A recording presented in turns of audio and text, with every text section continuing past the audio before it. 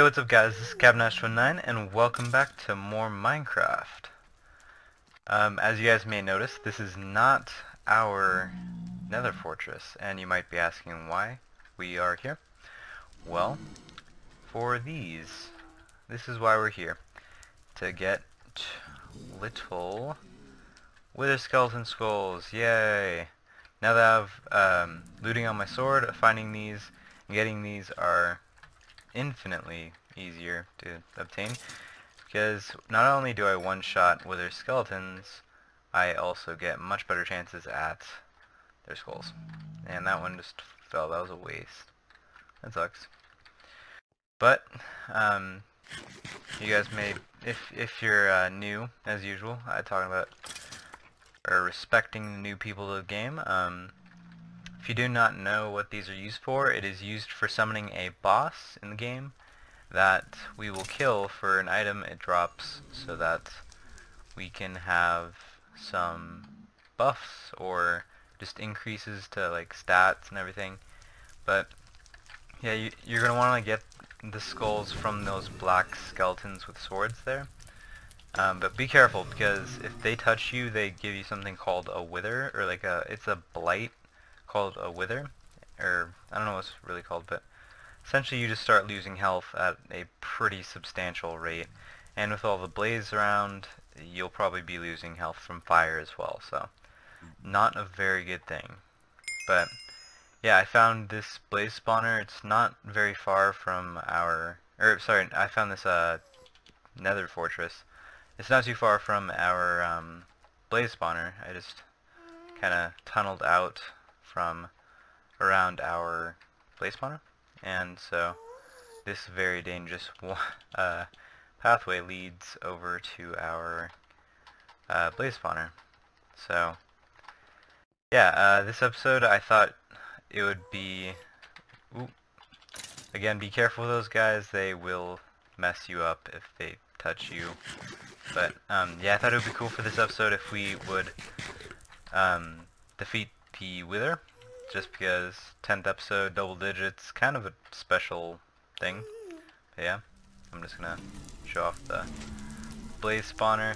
It's working pretty well. I've done a lot of enchanting off screen, not anything like too major. I got a iron set with protection 4 on each of the pieces. I got the bow that I did, since it wasn't all that great. I enchanted another bow and then combined them, so now my bow has punch 2, infinity 1, and power 4. And then I think everything else is the same, I think. But yeah, with that armor, the bow, and then the sword, the wither should be no problem at all. But for now, since I only have a limited amount of enchanted stuff, I'm not going to be taking any like big chances and fighting the wither in like some open field somewhere.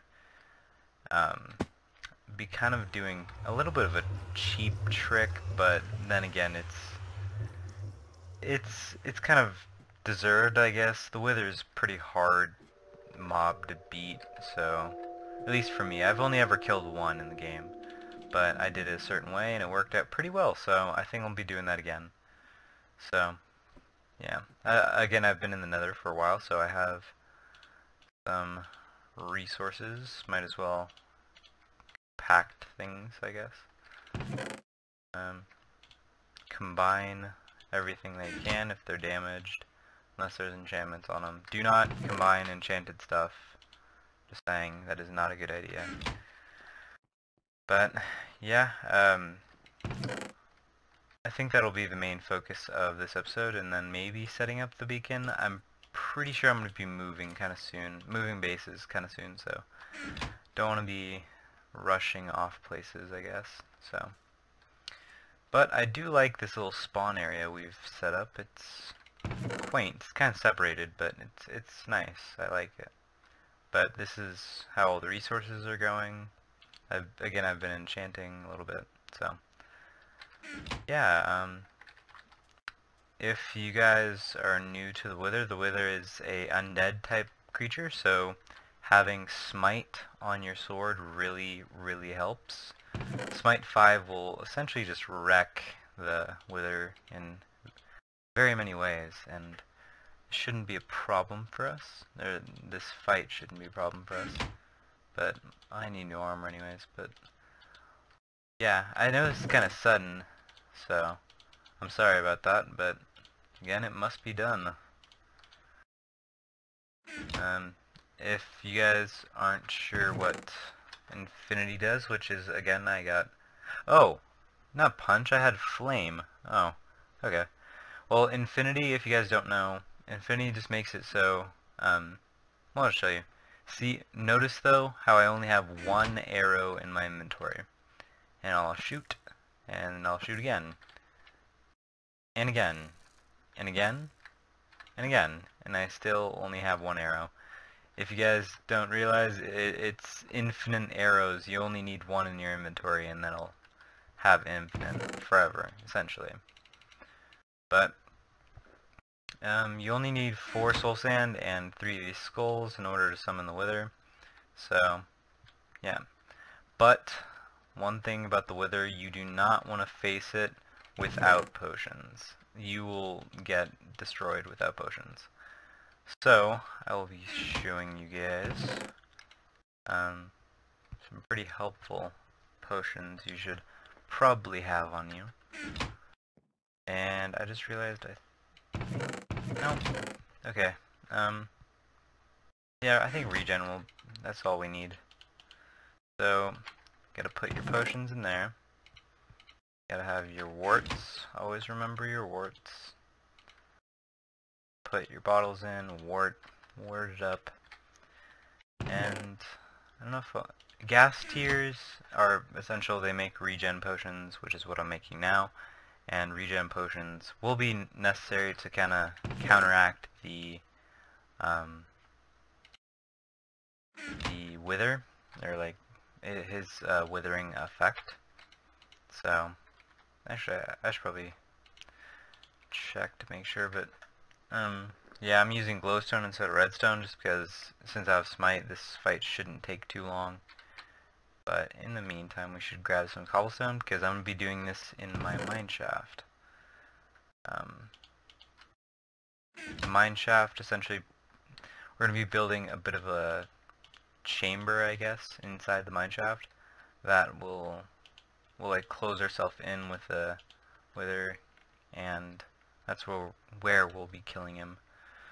So we got regen potions. Whoops, forgot glowstone dust. Make it stronger.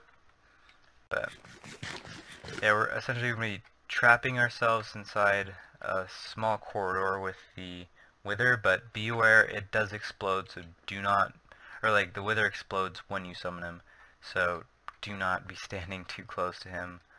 He will take down your health a lot before the fight even starts if you do that. But regen potions for level 2 only last 22 seconds, so make sure you use it wisely. You know, just trying to cover all my bases, because this fight, you need to go into it prepared, or else it will kill you and destroy all of your stuff. Like, it'll keep on blowing things up and destroying things even after you're dead. And also a good tip, make sure you are not near any caves, because if it gets loose inside the cave, it could fly away, and then once it's flown away, it's probably gone. Like, and it will kill you. It'll get to the point where you can't reach it anymore, and it will kill you. But that's what happened to me on my first fight. But it looks like there's a lot of caves around here. I might just have to... Yeah, I think I'm just going to set up the chamber here. It's probably the smallest cave in this area, so... Sorry, I only have stone pick again. I was in the nether for a while, so I didn't want to lose my newly enchanted picks or anything like that, so... The chamber doesn't have to be too big, but a good thing to do is block it off. A couple layers thick of cobblestone should do the trick. because again, when it explodes, you don't want it flying off. You want it close to you so you can hit it with your sword and it doesn't fly away. Especially since the sword is going to be the strongest thing you'll be hitting it with, even though the bow is useful. But fire, you notice my bow had flame on it. Not going to be very helpful. Fire is not very helpful in a single player world. Only in PvP is it really at all useful, and that's only for damage over time, which gives you a slight advantage from PvP, and that's why that's usually the only place that it's actually helpful.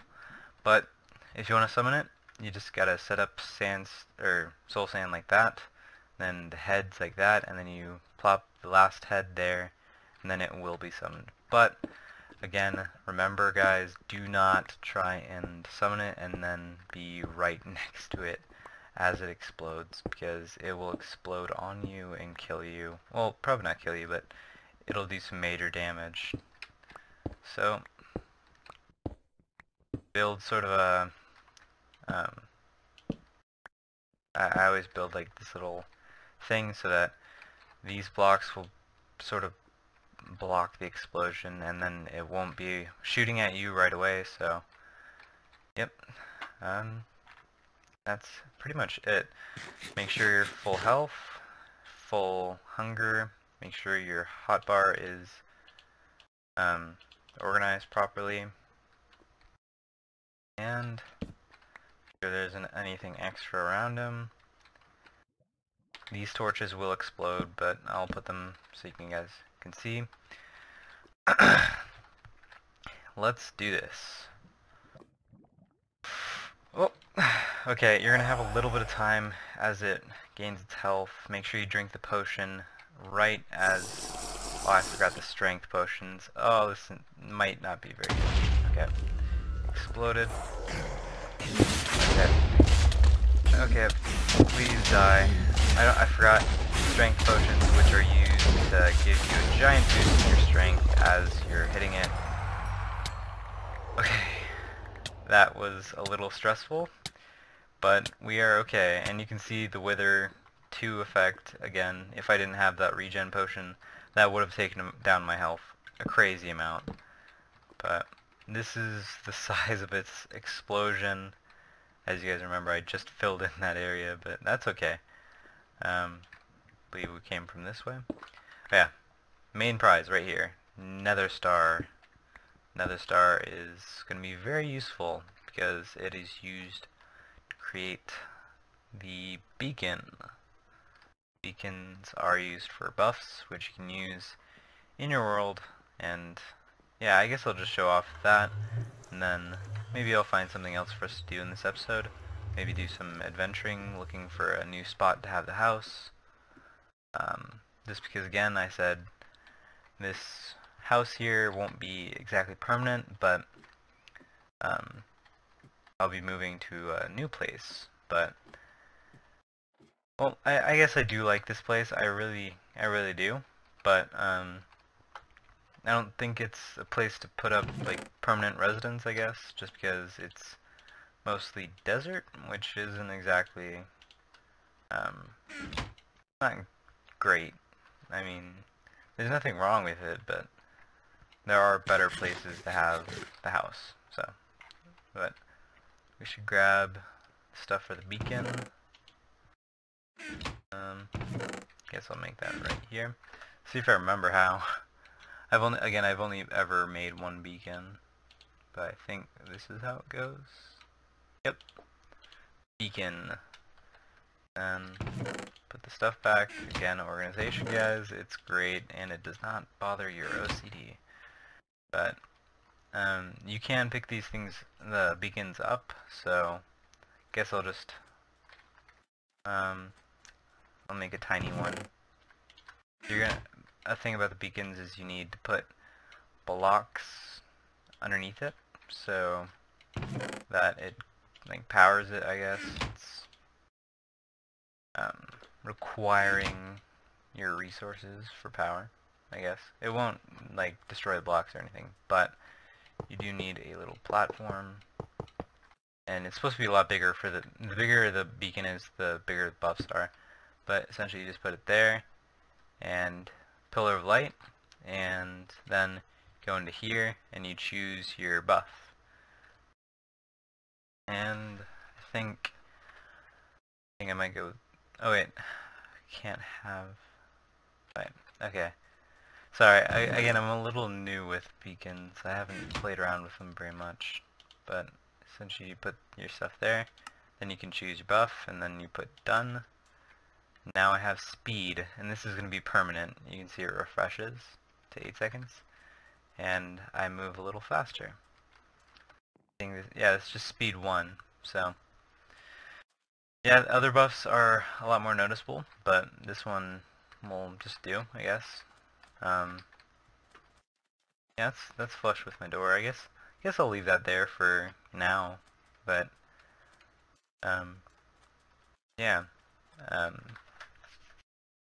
I know it's been a shorter episode than usual, I guess, but I essentially just wanted to get that out of the way so I can progress with the world, and I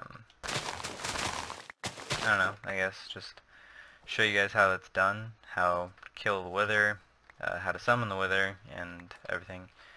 So I hope this wasn't too much of a disappointing episode. Hopefully you guys enjoyed it, and if you did, I'd really appreciate some feedback on the episode. But yes, as always, thank you guys for watching my video, and I'll see you guys in the next episode. See ya.